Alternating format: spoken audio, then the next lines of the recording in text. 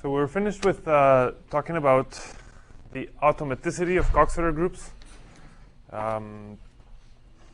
which was this business of building a graph where the reduced walks, where the walks in the graph correspond to the reduced words of the Coxeter group. And now for the next little while, we're going to talk more about root systems.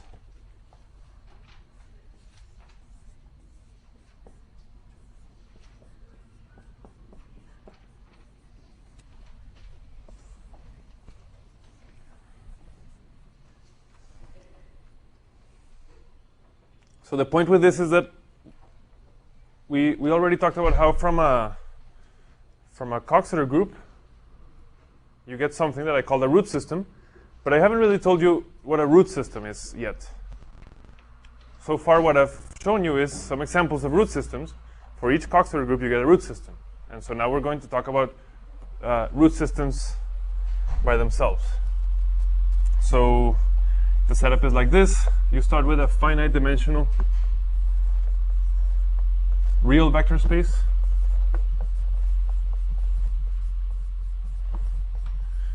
So you can just think of this as Rn,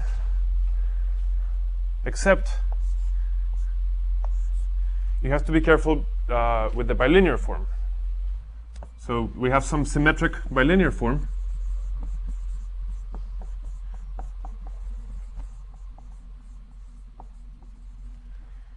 But we already saw several examples of strange bilinear forms, and this may very well be a strange bilinear form. Okay. So we already saw that if you have some element of your vector space, then you get a linear transformation sigma alpha. We call it a reflection, and it looks like this. V minus 2 times V comma alpha over alpha comma alpha alpha. So we talked about this operation several times, and we saw that if you have the normal Euclidean inner product, then this is simply the reflection across the hyperplane perpendicular to alpha. Okay? Now, if you remember that the last few times that we saw this expression, it didn't have this denominator. But the only reason it didn't have this denominator is because we were reflecting across the roots, and so far our roots were unit vectors.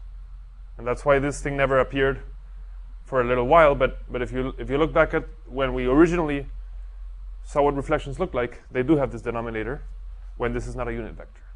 Okay? This brings up another point, which is that you cannot always do this, because this might be a strange bilinear form where alpha might have inner product with itself equal to 0. Okay? So you can only define this whenever the inner product of alpha with itself is not 0. Okay? This is what people call this non-isotropic.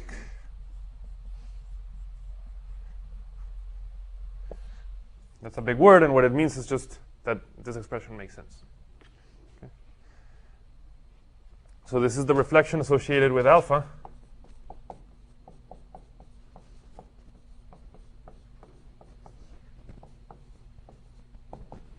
Okay. And we already saw two properties of this.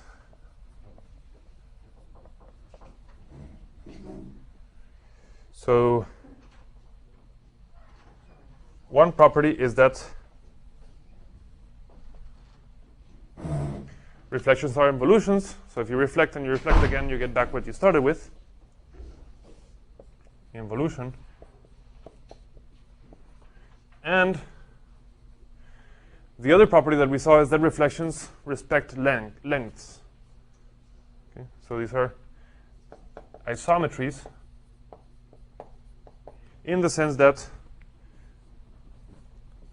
they respect the inner product.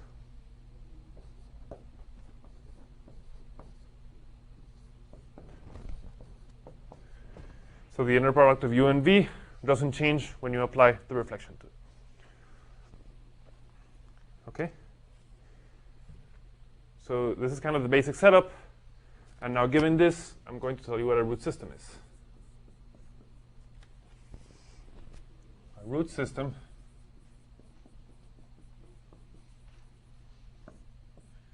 is a pair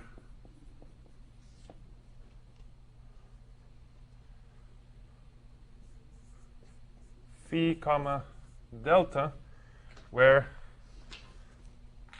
you should be thinking this of as the set of roots, and this is the set of simple roots.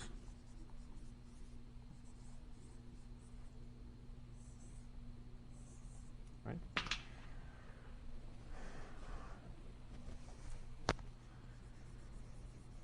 So the simple roots are some of the roots, and the roots are some subset of the vector space.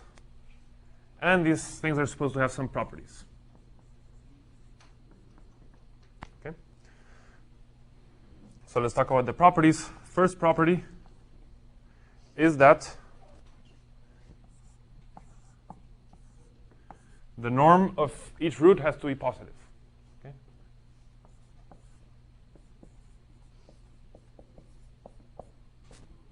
Now, I'm going to write 5 defining properties of root systems, and while I do that, I want you to think about why the root systems that we know already satisfy these properties. So for example, in the root systems that we know, all the roots have unit length, and so this is not a problem. Second thing, the simple roots are linearly independent.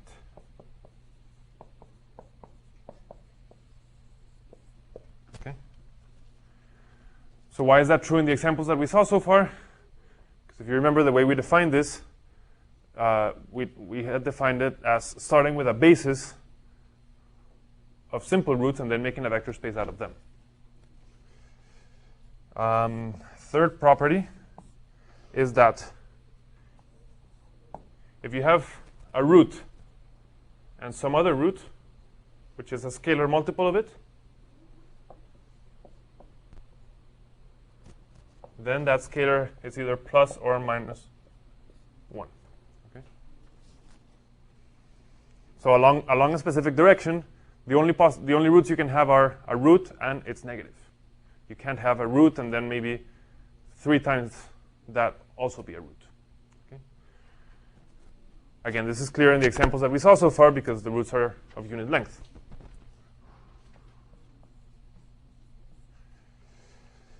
Next property, well, you can imagine the idea, of course, is that the roots are what we get from the simple roots by acting by the group. Except, what group am I talking about here? Because you don't see any W yet. Well, the group that is implicit in this construction is that basically for each vector we have a reflection. Okay? And so what we do is that we start with the simple roots. Each simple root gives me a reflection, and I consider the group generated by those reflections. Okay? And when I do that, I should get that. So let me say phi should be W times delta, where W is the group generated by the reflections in delta. Okay. So let me say that again. This thing tells me how phi and delta are related. It tells me how, starting from delta, I can get phi. And the way that I do that is to say, okay, delta is a set of roots, linearly independent. Each one of those guys gives me a reflection. So I consider those reflections and the group that they generate. Sorry, in R3, is that phi supposed to be a delta? No. No, R3 is for phi. You can't have 2 roots that are multiples of each other unless they're just a root and it's negative. So where was I? I was saying you start with the simple roots. Each one generates a reflection. So W is some group of reflections. And what this is saying is that if you take the simple roots and reflect them in every possible way, you're going to get phi. which is what we're used to happening with Coxeter groups. So this shouldn't be surprising to you. And the fifth property is that if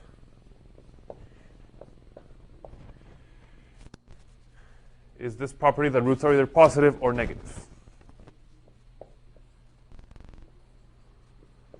So if you have any root, then either that root is a positive combination of the simple roots. Let me write it this way.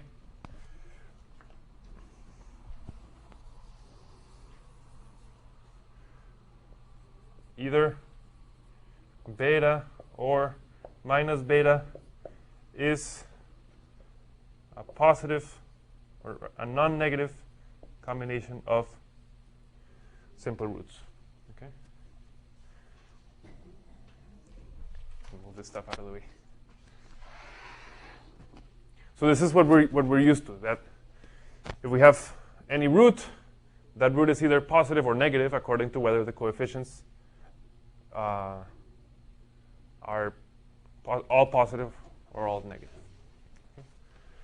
So that is what it means to be a root system. Okay. And while we have talked about this, I hope you're convinced that the things that we have called root systems so far really are root systems. But now you see that there's other ones that we haven't seen. Because, for example, never did I demand in here that these things have unit length.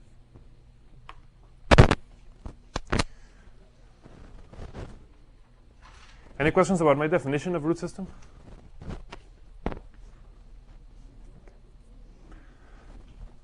So what's the point of what I want to do in the next little while? The point, let me make clear that this is the point. The point is that if we start with a Coxeter system, then we know that we get a root system, right?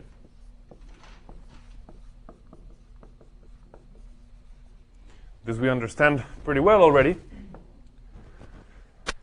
But what I want to show is that actually this goes the other way too. So now we will see that if you start with a root system, then you're going to get a Coxeter group.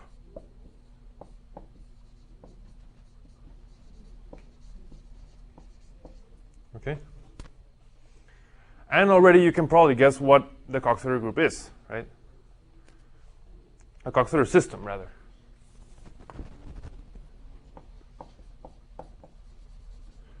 I basically already told you what the Coxeter system is, because I started with a root system and I already defined a group here. The group generated by the reflections in delta. And I'm giving you W in terms of these generators, and so these are going to be the set of generators S.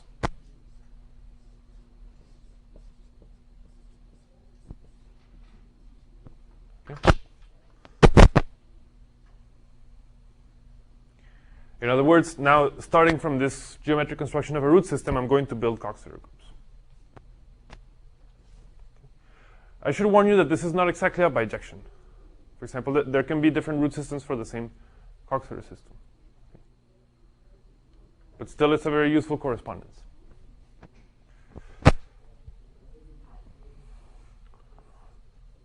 Okay.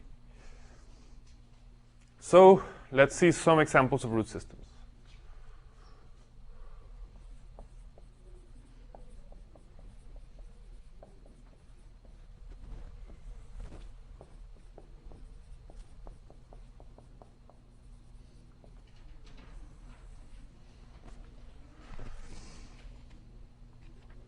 So maybe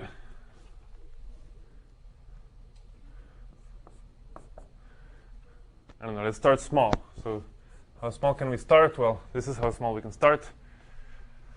So how about this? can we define a root system here? Well, what are the vectors in here? It says 0-dimensional space, so the only vector here is 0. So what roots can I have? Well, this is a bilinear form, which means that the length of 0 is 0. That means that 0, which is my only vector, cannot be a root, because roots are supposed to have positive lengths. And so the only possible root system is not to have any roots in it. So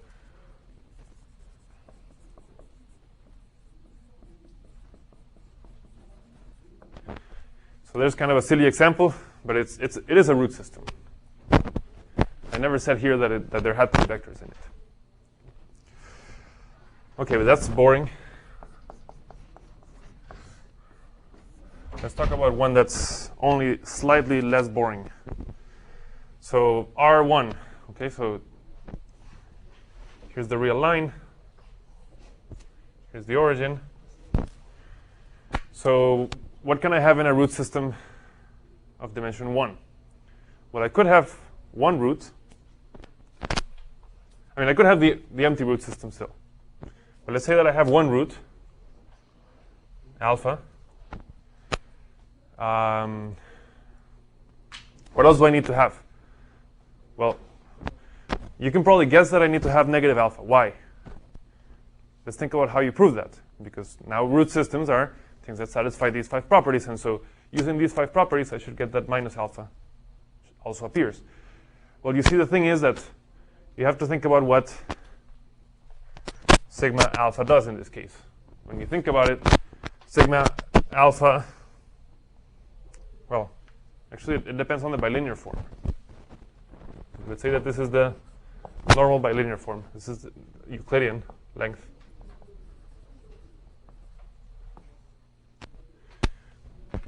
Then we know that sigma alpha is just reflection, and phi is obtained from delta by acting by the group. And so if alpha is in here, then I can reflect and get minus alpha. Okay, so that means that minus alpha has to be here. Now, can I have anything else in this root system? You see, I can't, and the reason is that R3 prohibits that, because R3 tells me that you can only have multiples of each other that are either multiple by 1 or by negative 1, and so I couldn't have 2 alpha or a half alpha, anything like that. But alpha could be anything. Yeah? Alpha could anything that is not 0. Alpha minus alpha, and the simple roots are just alpha. Okay.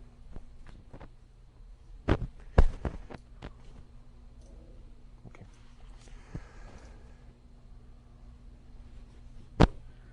Let's do something a little bit more interesting. R2, and let's talk about the Euclidean inner product. In a second, I'll do a non-Euclidean example so you see what they look like. But for now, we can really think that this is geometry, that these really are reflections, etc.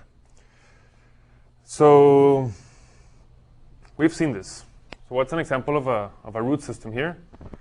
Well, basically, an example looks like this. We take just a bunch of evenly spaced unit vectors. And so it might look like this. I don't know.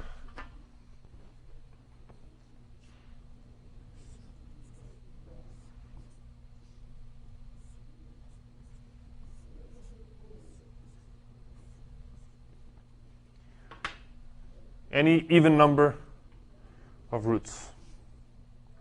So we could take phi to be 2m unit vectors at equal angles.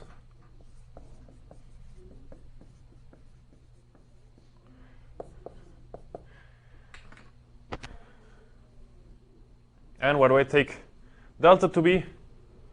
Well, we've done this example, so you know that in this case delta is basically 2 things that are the biggest angle possible. Like maybe this one and this one will do.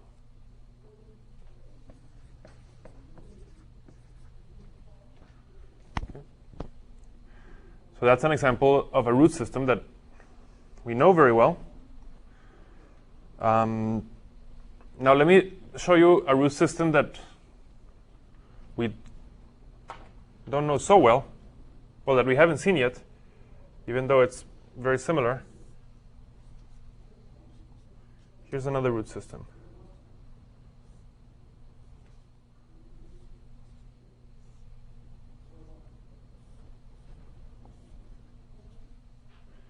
Like that. So basically, you should think that there's a square here, and you have arrows going to the corners of the square and to the midpoints of the edges of the square. Okay. I claim that this is a root system. Why is that? Well, basically what you have to check is all these things. The vectors have positive length. I have to tell you what the simple roots are, and I can take this one and this one to be the simple roots. Okay. They're linearly independent. It's true that the only multiples of a root are itself and the negative. Let's delay R4 for now. And R5 says that roots are either positive or negative, and that's clear also, because these are the positive ones and these are the negative ones. The key thing is the fourth property, that phi is equal to W delta. So what's the point? If I start with just these two roots, okay? Well, here I made them the same length, but here I'm making them a different length, okay? What happens when I let the group act on alpha and beta? Well, you see that alpha is reflection by like this, yeah? And beta is reflection like this. And if you think about how that acts, I can send this root to this one, and to this one, and to this one. But if I let the group act on alpha, I'm only going to get these four guys. And if I let the group act on beta, I'm going to get these four guys, and I get two different orbits. Okay? You can never send one of these short roots to one of these long roots. Okay? And that's why I'm allowed to make these guys of different lengths, because W acts here in two orbits, and I can just do independently what I want with each orbit. It's crucial that M is even. If you try to do that here, you're going to see that you're going to fail, because if you start with alpha and you start reflecting it, you're going to hit every root. And that's the difference between 2M with M odd and 2M with M even. So if I have 2M with M even, then I have two orbits of the W action, and so I can give them different lengths.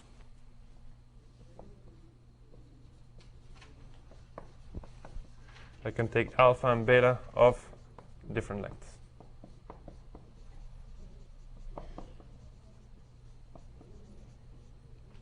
Okay.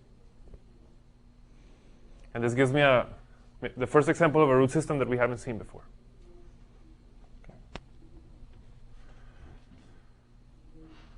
Okay. We should talk about the group that we generate like this. So what is the group that we have generated here? Well, this is no surprise to you that when we do this, we generate the dihedral group, which I want to call like this. You'll see why. This is the dihedral group of order 2m. Okay.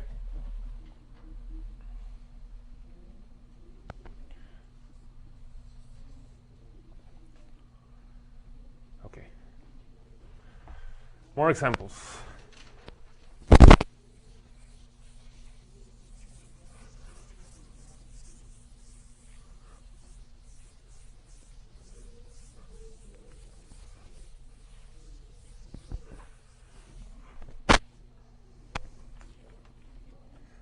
Let's do an example in R2 where the norm is not Euclidean. Correspondence. Yep. You said at one point that what you drew there was arrows inside a square. And then later on you said you can take alpha and beta at different lengths. Do they be any different lengths, or do they have to be related by the square root of 2 relationship? That's a good point. I said two things that are not exactly contradictory but confusing. You can choose alpha and beta to be arbitrary lengths, and you'll see later why I chose them to be related by these lengths. Because this root system has a nice property that is called being crystallographic. We will see what this means. But if I just care to get a root system, then alpha and beta can have arbitrary lengths.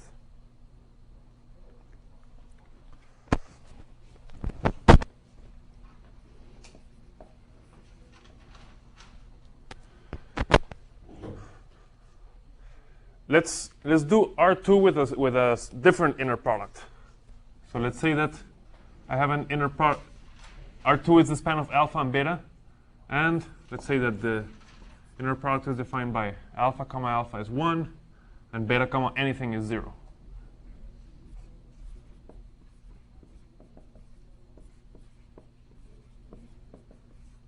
Okay. So this is not Euclidean because I have a non-zero vector of 0 length. So let's see what happens when we try to make a root system out of this. Well, okay, so let's draw the plane here.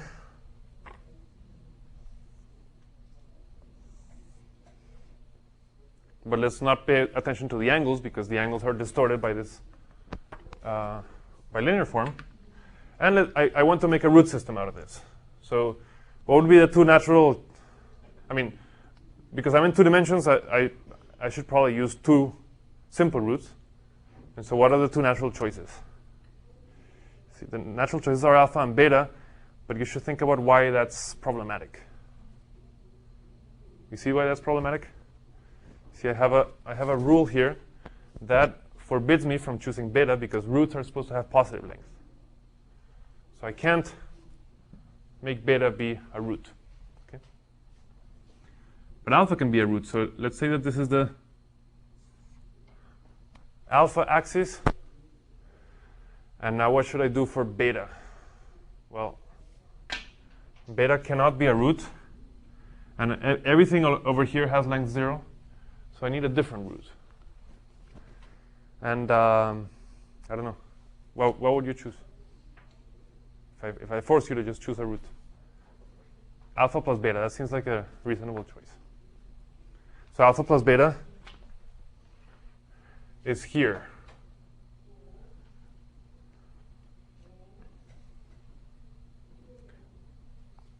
How does that look for a choice of simple roots?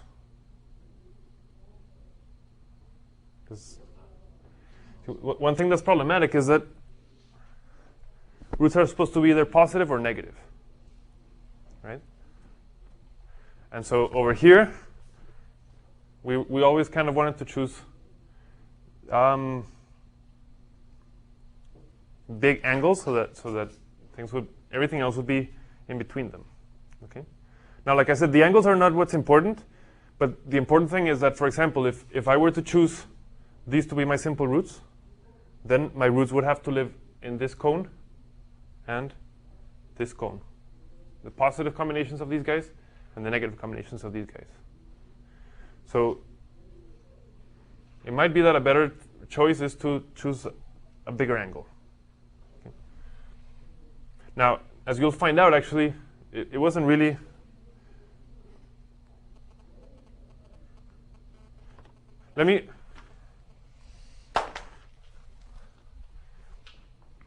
So the point that I'm making is that I think that beta minus alpha is a better choice, just because it seems like I can get a bigger cone.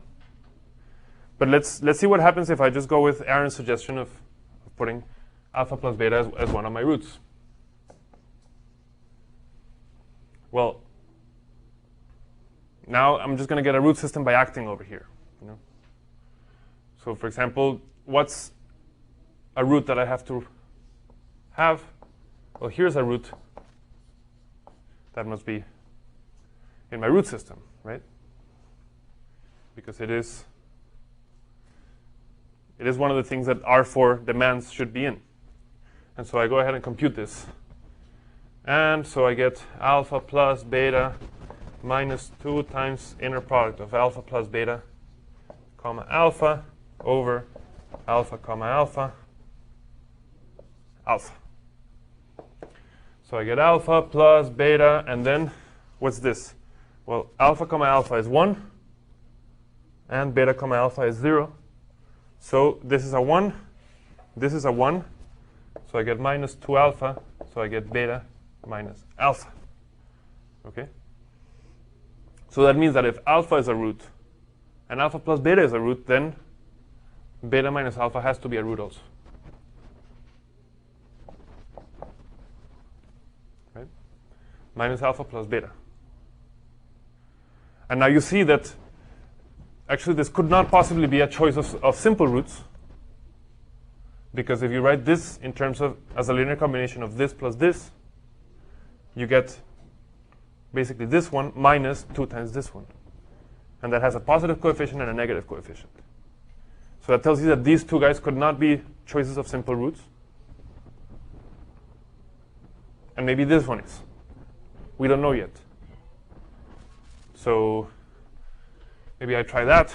I try to make this and this be my simple roots. And I just kind of act in every way possible. Okay?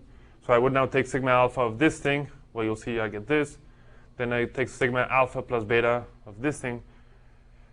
I reflect everything. And when you do this, when you act by this and this in every way possible with these generators, you get the following. Let me make these brown. So these are the two simple roots. If you let the group act, you're going to find that the alpha and minus alpha plus beta land in the following locations. They land here, and here, and here, here, like this. Okay. Now this is not meant to be obvious or clear. You just have to do the computation. For example, if you compute sigma alpha plus beta of alpha, you're going to get, I think, this one. And then if you just keep bouncing around, you see that you generate every single one of these points. And so the root system that I get looks like this. Phi consists of the things of the form plus or minus alpha. So the alpha coefficient is 1 or negative 1, and the beta coefficient is any integer.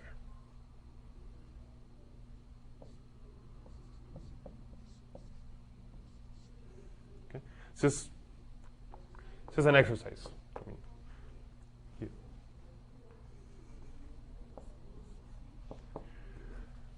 Delta is alpha and minus alpha plus beta. Okay. Now, what do you think this group is? There's supposed to be a group here. Well, what could it be? How many generators does this group have? It has 2, right? 1 for each simple root. How big is this group? This group is, I got infinitely many things. And so if I force you to choose, and you know this is supposed to be a Coxeter group by what I wrote here, if I force you to guess, you would guess this is the infinite dihedral group.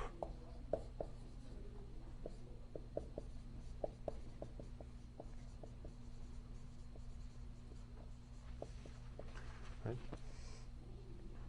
And then it's part of the exercise for you to actually check that you get this. Okay? Now, how does this work? Well, basically, you kind of start playing around, seeing what roots you get, and then once you've made the correct guess, then you say, okay, I want to check that this is a root system, and now you just go down the list of 5 properties and you check that they're satisfied. And you'll see that it's not very hard once you know what the answer is. So this is a strange root system. These are the kinds of things that can happen when your bilinear form is not Euclidean. I like this example, actually. It's good to see strange things every now and then. Let's go back to things that are not so strange. So, but let's go up in dimension, because you can imagine that in R2 there's not so much that we can see. So if we want to start seeing more interesting things, we should go up in dimension, but let's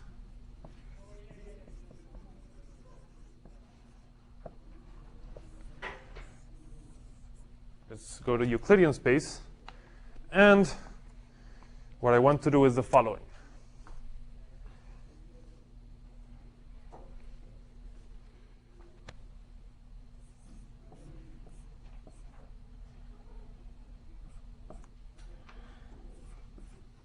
Let me consider all the vectors in Rn that have exactly one coordinate equal to 1, one coordinate equal to -1, and the rest are 0. Okay. So this is of the form EI minus EJ, where I and j are different between 1 and n. So, of course, I'm starting with a basis E1 up to En, and so in that basis, phi consists of the vectors that are of the form 0, 0, then you see a 1, then you see a -1, then you see a 0. And I don't mean to imply that 1 is before -1. It could be the other way around.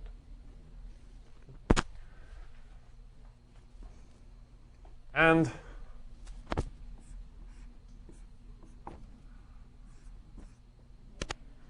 let me take delta to be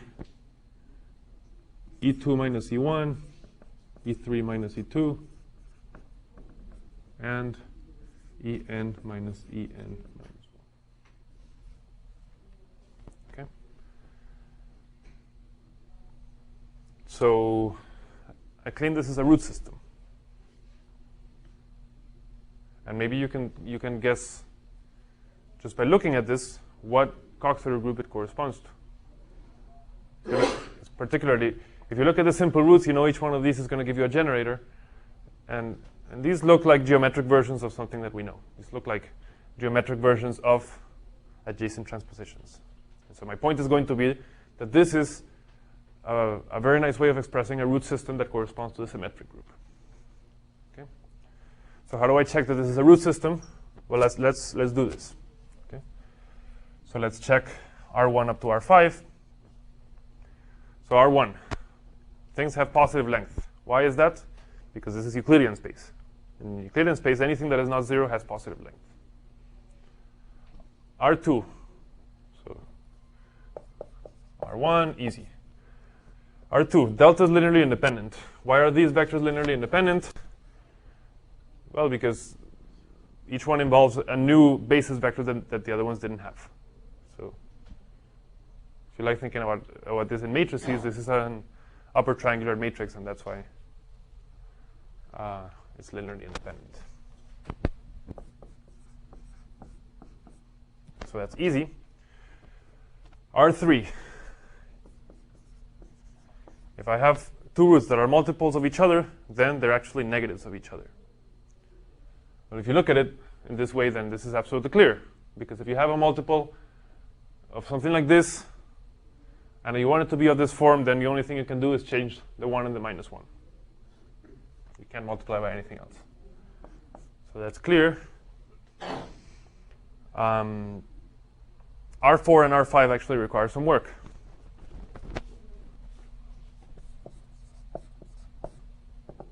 Not too much. R4, phi is W times delta. So let's think about what W is. To figure out what W is, well, it's basically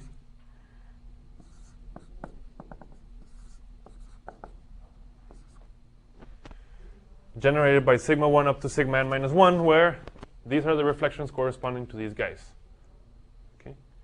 So what is sigma I? So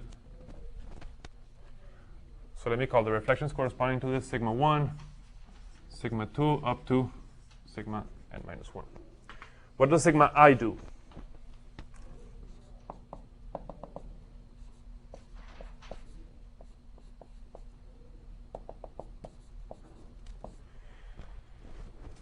Let's just compute.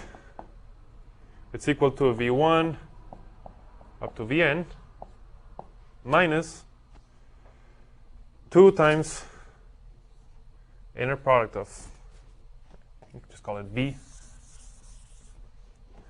minus 2 inner product of v, and the root corresponding to sigma I is ei plus 1 minus ei divided by ei plus 1 minus ei, comma, ei plus 1 minus ei plus 1 minus ei. So let's compute this. What is the bottom? Well, what's the inner product of this and this? You see this vector has length square root of 2, right? And so this is actually 2, which cancels this 2. Okay. So that's nice. You go, you go. Now what's the inner product of v and ei plus 1 minus ei? Well, it's the vector of it's the one of v and ei plus 1, which is v sub I plus 1, minus the inner product of v and ei, which is vi.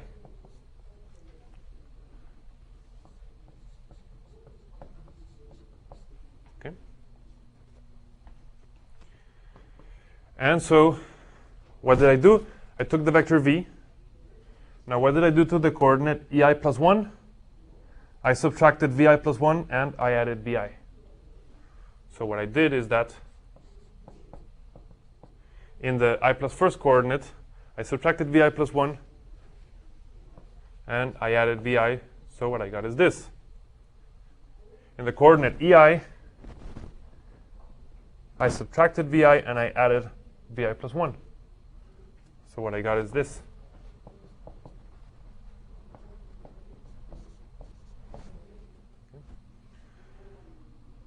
And so you see what sigma I does is what we expect it to do.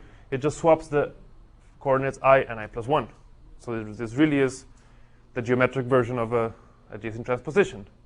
And once I put it that way, then this is absolutely clear. Because what is W delta?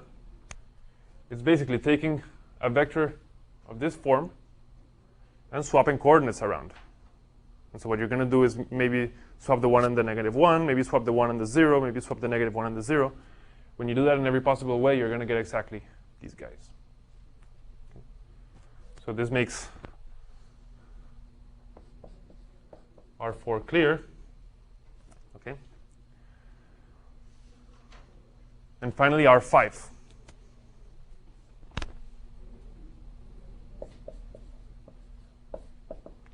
So for R5, I'm supposed to show you that if I take a vector like this, I can write it as either a positive combination of these or a negative combination of these. Okay.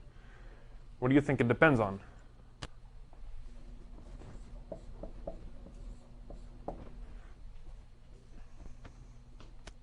How do I write this as a combination of these guys? Well, we know how to do that. It just depends whether I is bigger than j or smaller than j. Let's say, for example, that I is bigger than j. If it is, then this is just ei minus 1 plus ei minus 1 minus ei minus 2, and I continue this until ej plus 1 minus ej.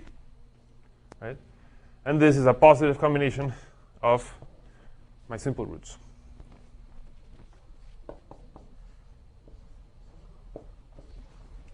And what happens if I is less than j? Well, then it's just the negative of one of these guys, and so I just flip the sign of everything, and I'm in the negative linear combination case. Okay? So I'm done. Okay. So that shows to me that this is a root system.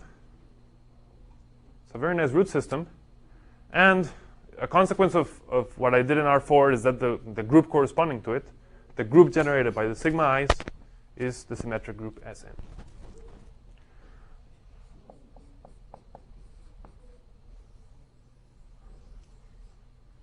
Okay. There's one thing that I should point out to you that I think I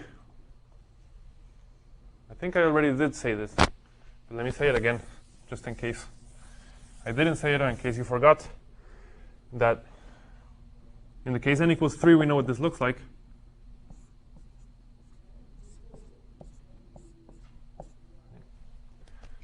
This is the root system for S3. We've drawn it several times. In the case of n equals 4, this is the picture that you had to draw for your homework.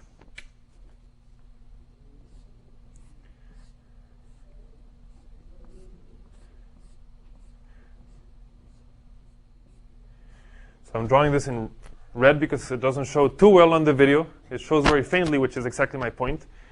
Because what I want you to see is the roots, the black things I'm going to draw. Not the cube. The cube is not so important. But if I look at the midpoints of the edges of the cube,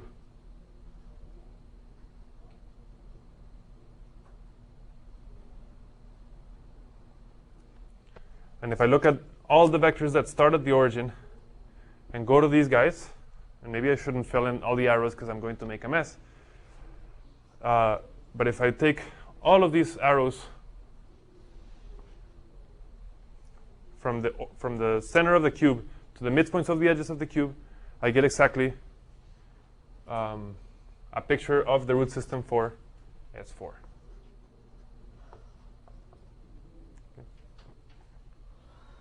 So this is what this root system looks like. We knew what it looks like for 3 and 4, and this is what it looks like for arbitrary n. So that's good. That's my favorite example of a root system. Very often when you want to prove something about root systems, the first thing you want to do is make sure you understand it here.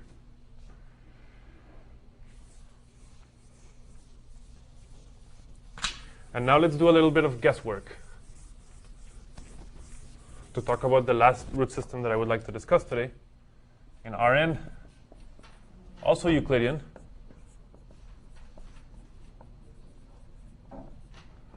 And my goal is to make a circle like this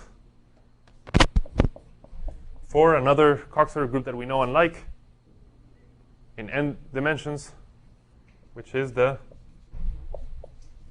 hyperoctahedral group. People also write this Bn. Okay?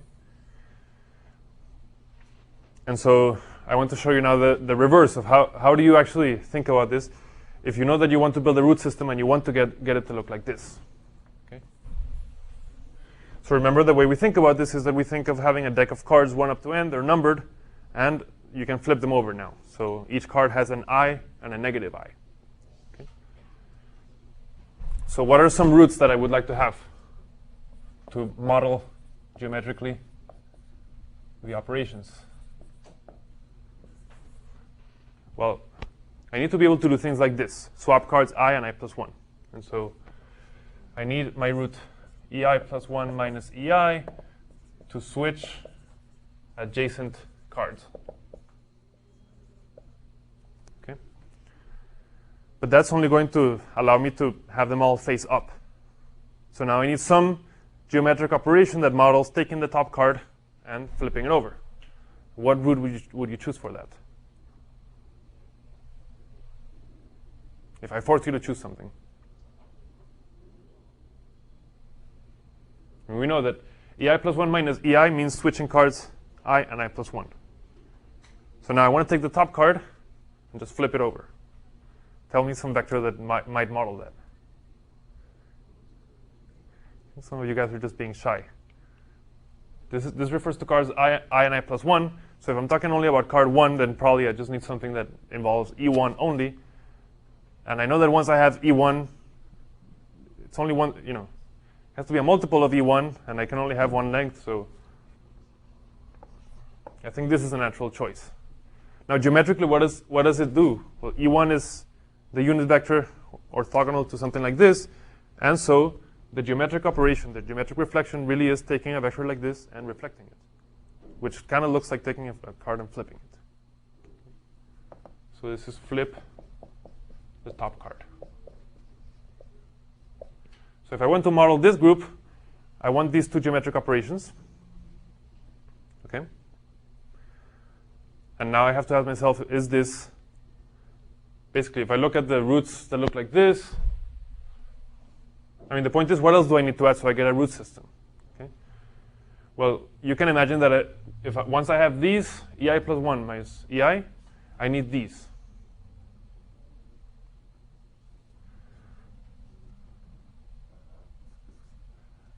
So from these guys, I need EI minus EJ.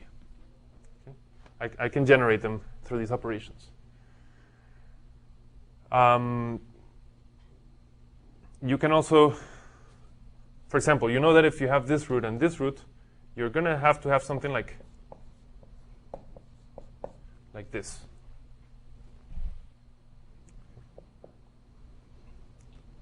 This has to be in your root system, reflecting the root E2 minus E1 across E1. What that does is that it flips the sign of my first coordinate. So that means I'm going to get E2 plus E1. So even though I might not have wanted to put roots like this, it turns out that I need them. Okay?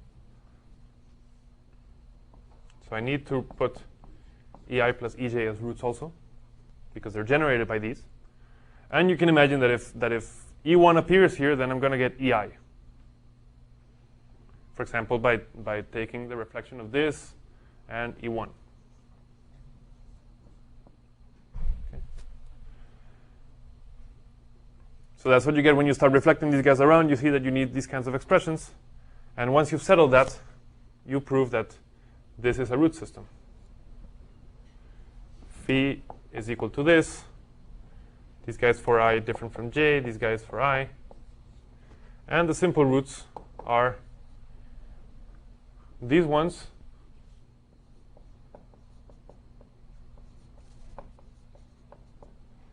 and E1.